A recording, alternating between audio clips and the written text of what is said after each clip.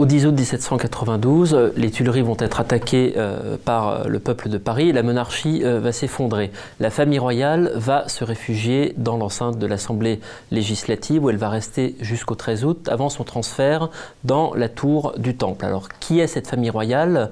On a naturellement Louis XVI, qui est toujours roi des Français. À ce moment-là, on a Marie-Antoinette, naturellement. On a Madame Élisabeth, qui est la sœur de Louis XVI. Et enfin, on a les deux enfants, le dauphin, le petit Louis, et sa grande sœur, qui est la petite Marie-Thérèse. Donc c'est une captivité qui va être scandée par différents drames, par différentes disparitions, puisque tout d'abord la famille royale doit s'entasser dans la petite tour du Temple. Ce n'est que le 29 septembre que l'on va installer Louis XVI dans la grande tour, qui a été à peu près réaménagée. Donc il est isolé de sa famille pendant plusieurs semaines. Le 26 octobre, la reine, ses enfants et Madame Élisabeth le rejoignent dans la grande tour. Donc un quotidien secret, mais finalement c'est très court, puisque dès le mois de décembre, Louis XVI passe en jugement, il est à nouveau mis à l'isolement de sa famille.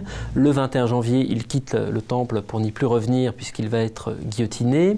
Ensuite, ça va être dans la nuit du 1er au 2 août, au tour de Marie-Antoinette, qui va être extraite du Temple, qui va être envoyée à la conciergerie pour y être jugée. Ensuite, ça va être au tour de Madame Élisabeth, qui va être à son tour envoyé à la conciergerie le 9 mai 1794, qui va être guillotiné dans la foulée. Ensuite, Louis XVII va mourir dans sa cellule au Temple le 8 juin 1795. Et finalement, la dernière à quitter le Temple, ce sera la petite Marie-Thérèse, qui part le 18 décembre 1795. Donc on est en plein directoire, on n'est plus à l'époque de la Convention, on a vraiment changé de régime et elle va être relâchée et échangée contre des prisonniers avec l'Autriche.